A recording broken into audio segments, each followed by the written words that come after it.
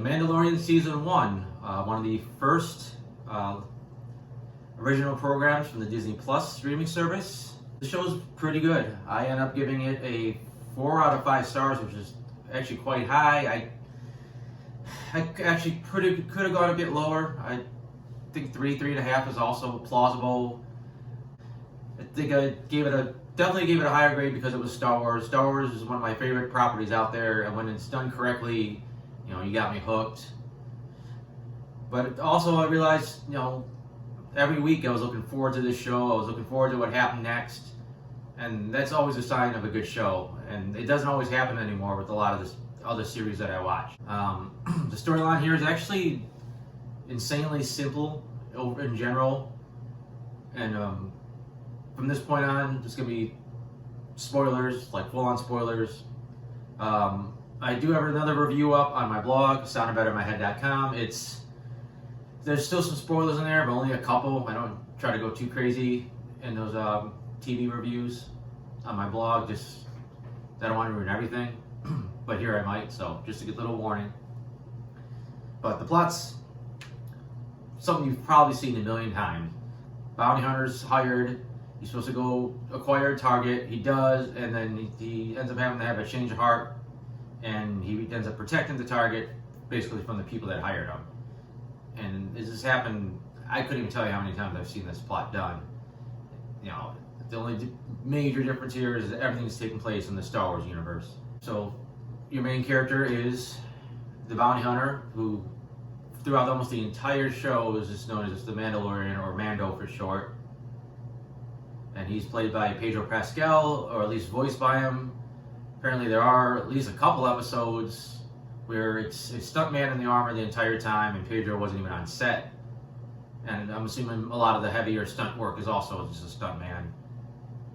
So he brings what he can to the role, mostly vocally. I mean, I'm sure he puts some physicality in it, but working with the stuntman, I think they kind of replicate what he does. Either way, between what he's bringing on both fronts, it's a pretty engaging character, considering he doesn't, not only does he barely talk, but you only see his face in one scene the entire series, and it's the final episode.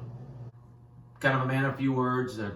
As the season goes on, he opens up to some people. You start getting his backstory, starting finding more and more about him. You start seeing that he's really a good guy at the end of the day. He's a bounty hunter. He does what he has to do, but he's not an asshole. He's not Boba Fett, even though Boba Fett supposedly has his own code of honor. The co-star of the show, which ends up being what everybody calls Baby Yoda. I think officially they're calling him the child right now.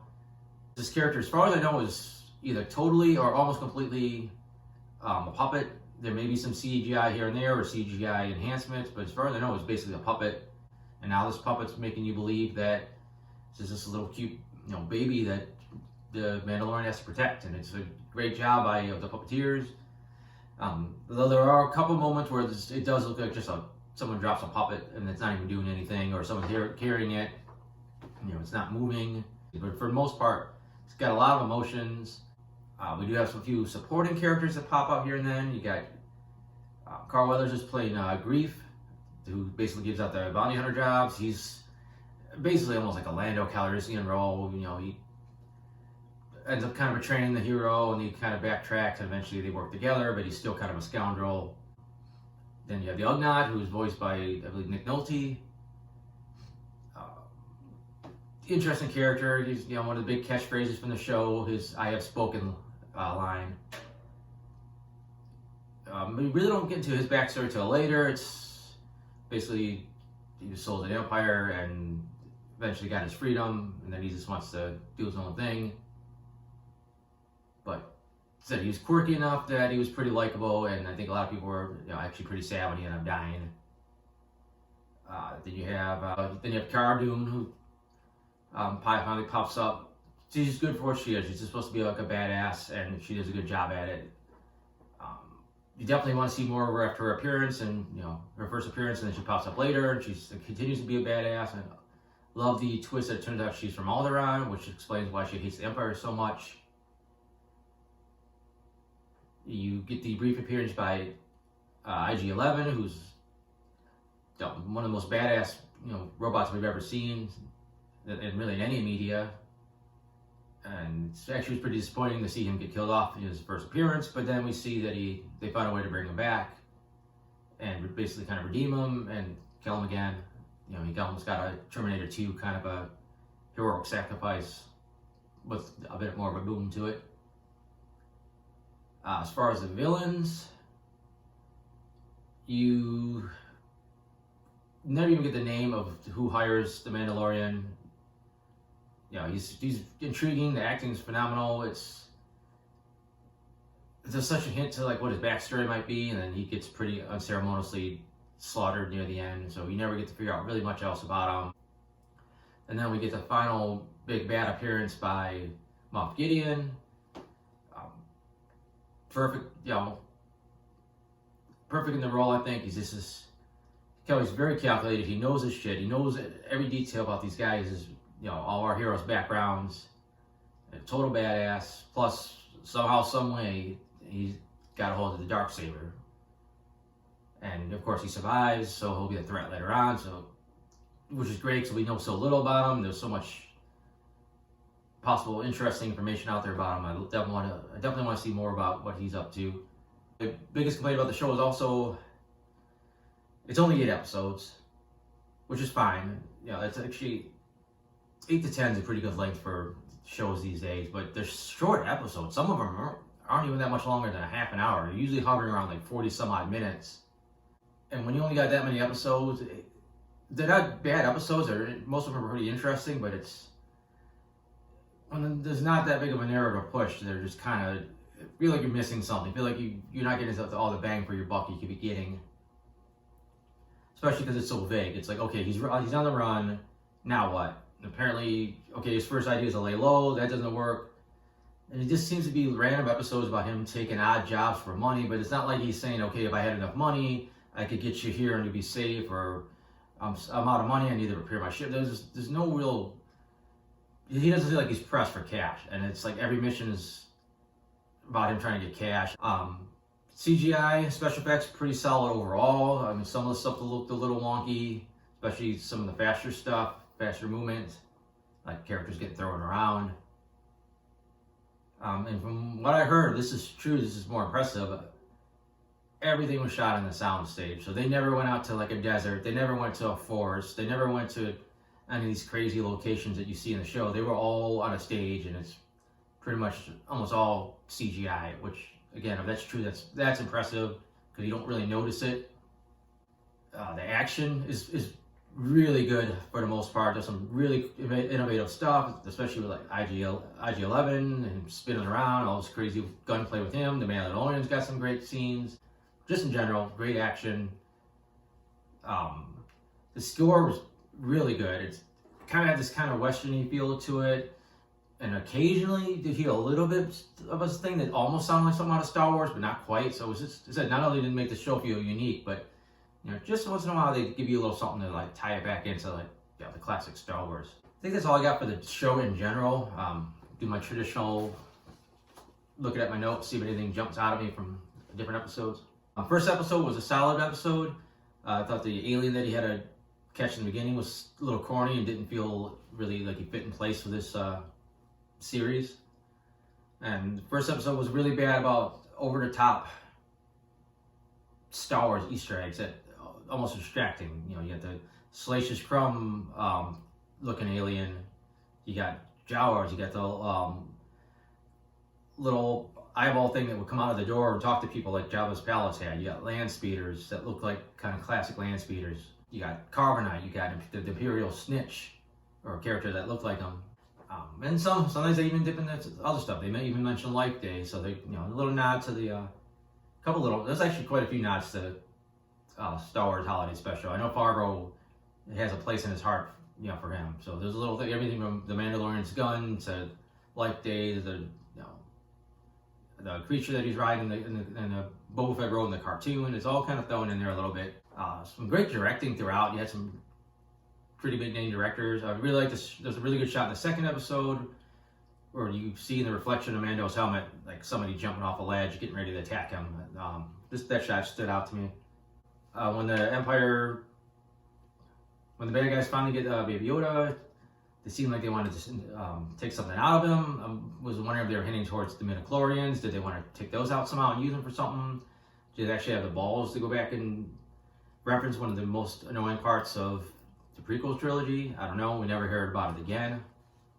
Pretty badass scene with all the Mandalorians come out to rescue Mando. Or I guess Din. I guess we'll have to call him Din when there's a bunch of other Mandalorians, but cool seeing with them come out to rescue him. Thought some of the flying looked a little wonky for some reason, but overall it was a pretty badass action sequence. Then you have the episode where they do what you see in a lot of these type of stories: the lone gunslinger defending a village against the bad guys. Still was pretty well done. He had pretty good chemistry with the widowed woman that he met there and her daughter.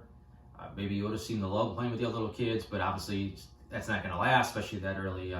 Especially that early in the season.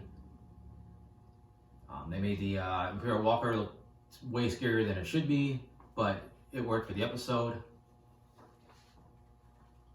Like I said, then we got what a lot of people consider their least favorite episode. Like I said, if you take out all the fan service, it's pretty weak, and it's just some lame bounty hunter that betrays them. Not a lot really happened there. I mean, you got to see some cool, thinking by the Mandalorian, showing how resourceful he is. But other than that, the episode didn't add a lot. Even though our first look at a space battle was pretty short and a little too short, too sweet. Now, some of the more inside humor in the next episode worked pretty good. You little nods to the Gungans, to Casino Blight. You got basically a callback to the devil-looking alien from the cantina from the original Star Wars film. And then you end up having the classic maneuver where he gets to work with these guys, they end up betraying him, and he has to get his revenge on them. But I thought all those scenes are pretty cool. Just seeing the Mandalorian almost like a horror movie slasher killer, just kind of showing up and take all these guys down.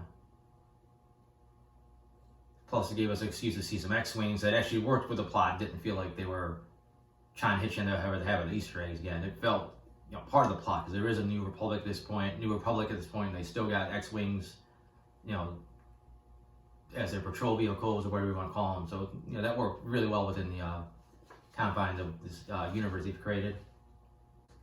Get to the second to last episode, it was all about basically bringing almost all the characters back in one setting and trying to wrap things up. And a lot of the episode pretty much was just set up until Moff Gideon makes his grand appearance and Baby Yoda gets captured. And then we roll into the season finale, which was another really good episode.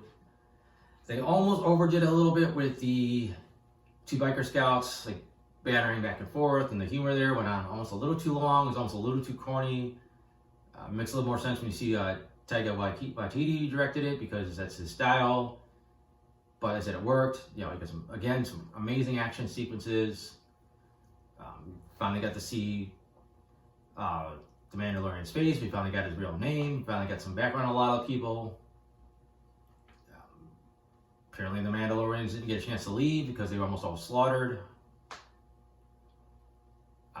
IG-11 sacrifice. They were all just pretty much action-packed episode. A lot of moving parts to it, but I think it came together really well.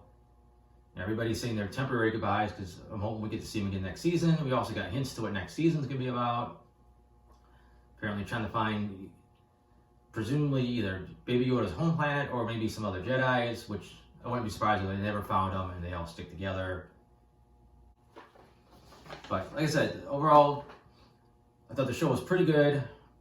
Especially, it gets bumped up a notch for me for being a solid Star Wars spin-off. Disney's been hit or miss since they took over the franchise. Not that George Lucas was perfect when he had it. I loved Force Awakens. I thought was great. I thought Rogue One was really good. Mandalorian's really good. Solo was pretty weak. The last couple of Star Wars movies weren't that great. So it's kind of 50-50 what Disney's been doing, but it seems like the guys that do the TV shows seem to have their stuff together. So hopefully some of this other stuff, like the Obi-Wan show and some of the other shows, are also potentially good. And that's all I got, so thanks for watching.